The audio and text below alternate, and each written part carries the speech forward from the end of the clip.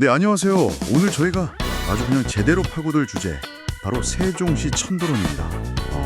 요즘 이걸로 또 막 시끌시끌하죠. 네, 안녕하세요. 그 보내주신 자료들 보니까 뭐 부동산 뉴스부터 해서 정책 분석, 해외 사례까지 엄청 다양하더라고요. 네, 이 뜨거운 감자 오늘 속살 한번 제대로 발라보겠습니다. 좋습니다.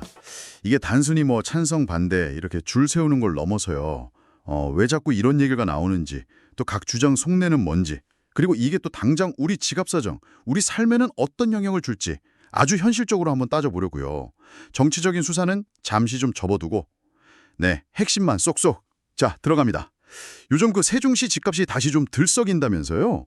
제가 듣기로 4월 거래량이 1290건, 이게 2020년 12월 이후로 처음 월 1000건 넘었다고 하던데 뭔가 좀 바람이 불긴 부는 건가요? 네, 맞아요. 특히 그 서울 같은 외지 투자자 비중이 한 40% 넘었다는 거 보면 확실히 관심이 뜨겁긴 하죠. 와, 40%요. 이것도 혹시나 하는 뭐 그런 기대감 때문일까요? 예전에도 한번 그랬던 것 같은데. 맞아요. 벌써 이게 뭐 세 번째 천도론이다 이런 말까지 나오니까요. 참여정부 때 한 번, 또 그 다음에도 특히 선거철만 되면 진짜 연어처럼 스멀스멀 다시 올라오죠. 연어. 네. 근데 좀 재미있는 건 이번 상승세가 예전처럼 막 화끈하게 불타오르진 않고 약간 좀 주춤한다는 거예요. 그 4월 상승률이 0.40%인데 그 전주가 0.49%였거든요. 살짝 꺾였죠. 그러니까 예전에 간다 간다 막 이래놓고 결국은 뭐 제자리 걸음. 그런 기억 때문에 에이, 이번에도 그냥 선거 때 잠깐 하는 소리 아니야? 이렇게 좀 신중해진 거군요. 네, 그렇죠. 시장이 한 번 대인 경험이 있으니까요. 그 문재인 정부 때도 기대감이 엄청 컸다가 좀 실망했던 분들이 많았거든요. 그래서 그 학습 효과라고 할까요? 불신이 좀 커진 탓도 있어요. 학습 효과, 뼈아픈 경험에서 나온 신중함이군요. 근데 또 아까 말씀하신 것처럼 외지인 투자는 늘었다니 이건 뭐 알면서도 혹시나 뭐 이런 심리인가요? 그런 것 같아요. 약간 복합적인 거죠. 이번엔 진짜 다를 수도 있지 않을까 하는 기대감이랑 아니야, 또 낚이는 거 아니야? 하는 불안감. 이게 막 공존하는 그런 상황인 것 같습니다. 참 알쏭달쏭하네요. 그럼에도 불구하고 왜 이렇게 자꾸 수도를 옮기자는 얘기가 계속 나올까요? 찬성하는 쪽 얘기를 좀 들어보면 역시 가장 큰 무기는 그거죠. 국가 균형 발전. 네, 맞습니다. 그게 가장 큰 명분이죠. 서울이랑 수도권에만 너무 모든 게 다 몰려 있다. 지방은 지금 사람 없어서 난린데 이대로 괜찮냐? 이게 핵심이에요. 그래서 국회랑 대통령실까지 싹 다 세종으로 옮기면 이제 명실상부한 행정수도가 되는 거니까. 그러면 지방에도 좀 활력이 돌고 대한민국 전체가 좀 더 골고루 잘 살게 될 거다. 뭐 이런 청사진이죠. 특히 지방 소멸 위기 얘기가 심각하니까 더 힘을 받는 것 같고요. 하긴 뭐 맨날 나오는 얘기지만 그 행정 비효율 문제도 진짜 심각하잖아요. 장관님들은 회의하러 서울 국회 가시고 공무원들은 서울 세종 KTX 안에서 쪽잠 자고 그 유명한 말이 있잖아요. 네네. 장차관은 서울에 있고 맞아요. 국과장은 길 위에, 사무관 이하는 세종에 있다. 이거 완전 코미디 아닙니까? 그렇죠. 그러니까 이게 한 군데 싹 모여 있으면 일 처리도 빨라지고 뭐 이동 시간이나 비용 같은 예산 낭비도 줄일 수 있다. 이런 주장이죠. 상당히 설득력이 있죠. KTX 마일리지 대신 진짜 일에 집중할 수 있다면 뭐 좋긴 하겠죠? 좋죠. 근데 또 반대하는 쪽 논리도 만만치가 않잖아요. 가장 큰 벽 역시 그 2004년 헌재 결정인가요? 네, 그게 아무래도 가장 큰 걸림돌이죠. 헌법재판소에서 서울이 수도인 건 뭐 법의 글자로 딱 박힌 건 아니지만 아주 오랜 시간 동안 우리 모두가 그렇게 여기고 살아왔다. 이건 일종의 관습 헌법이다. 이렇게 딱 못을 박아버렸거든요. 관습 헌법. 네네. 그래서 국회나 대통령실을 완전히 옮기려면 이걸 뒤집거나 아니면 아예 헌법을 고쳐야 할 수도 있는데 와, 이건 뭐 진짜 보통 일이 아니죠. 그렇죠. 헌법 개정은 뭐 거의 불가능에 가까운 얘기 아닌가요? 현실적으로. 쉽지 않죠, 정말. 그리고 또 돈 문제.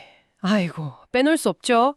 건물 새로 짓고 사람들 다 이사시키고 뭐 도로 깔고 인프라 새로 만들고 그야말로 천문학적인 비용이 들 텐데 아니 그 돈이면 차라리 우리 동네 다리나 하나 더 놓지 뭐 이런 얘기 나올 수밖에 없어요. 맞죠.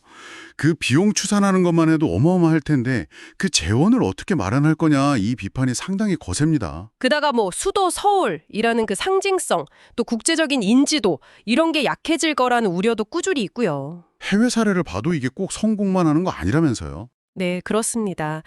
뭐 미국 워싱턴 DC나 호주 캔버라처럼 비교적 잘 정착한 곳도 물론 있지만요. 브라질의 브라질리아 같은 경우는 막대한 부채랑 도시 문제 때문에 좀 어려움을 겪었고 또 독일처럼 수도 기능을 베를린이랑 본으로 나눴다가 오히려 비효율만 커졌다. 이런 평가도 있거든요. 아, 독일도 그랬군요. 네. 그러니까 세종시도 지금 당장은 뭐 주택 공급 문제라던가 아니면 과거에 부동산 가격이 너무 급등락했던 그런 상처들 이런 풀어야 할 숙제들이 아직 남아 있는 거죠. 그런데 또 마냥 어두운 얘기만 있는 건 아닌 것 같아요. 세종시가 보면 되게 젊은 도시잖아요.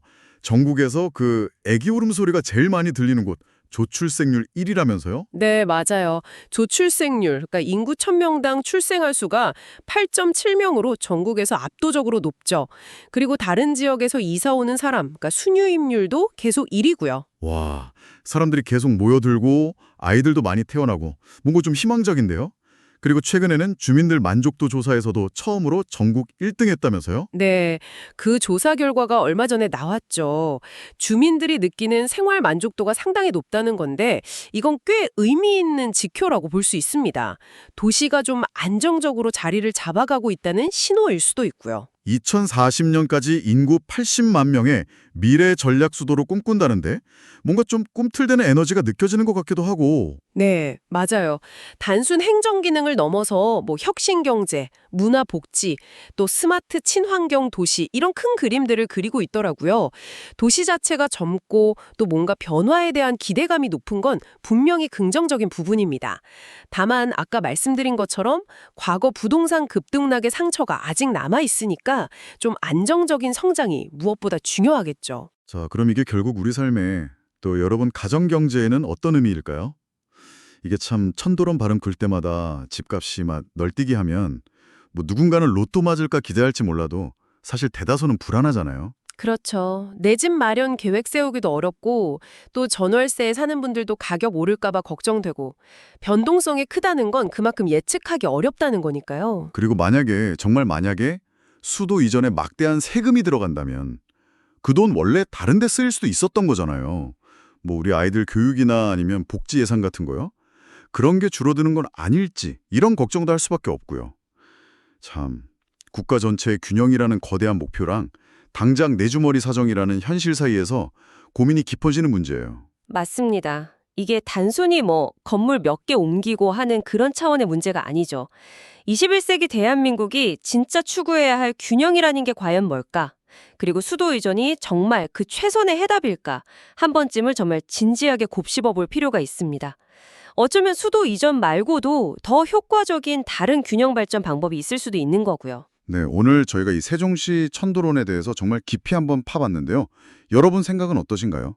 세종시 천도론, 찬성, 아니면 반대? 그것도 아니면 아니 이런 방법은 어때? 하는 뭐 기발한 아이디어가 있으신가요? 아래 댓글로 자유롭게 여러분의 그 속 시원한 의견을 남겨주세요. 네, 오늘 이야기가 제법 좀 들을만했다, 좀 뼈 때렸다, 뭐 이렇게 느끼셨다면 좋아요 한번 꼭 눌러주시고요. 다음번에도 저희가 이렇게 알짜 정보만 쏙쏙 모아서 돌아올 테니까요. 구독이랑 알림 설정 딱 해두시면 절대 후회 안 하실 겁니다. 약속? 자, 짧고 굵게 여기서 마무리하겠습니다. 다음에 또 만나요. 네, 감사합니다.